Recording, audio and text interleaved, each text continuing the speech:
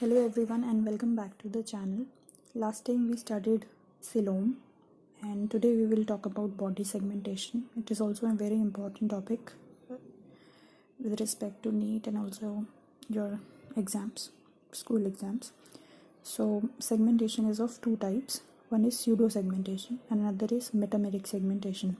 Pseudo segmentation means false segmentation. It is also known as false segmentation. Pseudo means false. So why it is false? Because this is not originated during the embryonic development, whereas metameric segmentation, which is true segmentation, it originates during embryonic origin. It has an embryonic origin. Okay, so pseudo segmentation का example जो है हमारे पास वो है Taenia solium, which is also known as tapeworm. It is a platyhelminthes. So as you can see, this is a diagram of Taenia solium.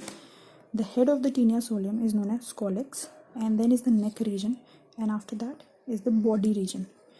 And its body is made up of lot of segments, and all these segments are known as strobila. ठीक है, segments को हम बोलते हैं strobila. और जो process होता है सेगमेंटेशन का उसको बोलते हैं बडिंग. तो ये बडिंग के प्रोसेस से इसमें सेगमेंट्स बनते हैं, और जो न्यूअर सेगमेंट्स होते हैं वो नेक की साइड होते हैं, और नए नए सेगमेंट्स नेक की साइड बनते जाते हैं, और जो पुराने होते हैं वो पीछे की तरफ जाते हैं. इसका मतलब जो न्यूएस्ट सेगमेंट होगा वो नेक में होगा, और जो ओल्डेस्ट सेगमेंट होगा वो टेल रीजन में होगा, एंड फाइनली वो शेड ऑफ हो जाएगा. तो इस तरीके के सेगमेंटेशन को हम बोलते हैं स्यूडो सेगमेंटेशन, जो कि है टीनिया सोलियम में. एक और इम्पॉर्टेंट बात ये है कि टीनिया सोलियम में जो सेगमेंट्स बनते हैं they are form because of the neck region. So this is a important point to remember. Next type of segmentation is metameric segmentation. This segmentation has embryonic origin, that is ये जो था ये embryonic development के time पे ही बन जाता है organism के अंदर. इसमें क्या होता है, दो टाइप से हो सकता है. या तो बॉडी एक्सटर्नली डिवाइडेड हो डिफरेंट पार्ट्स में जो कि विजिबली हमें दिखें, या फिर बॉडी इंटरनली सेपरेटेड हो डिफरेंट सेगमेंट्स में, या फिर body externally as well as internally जो है वो सेपरेटेड हो into segments with serial repetitions of some organs.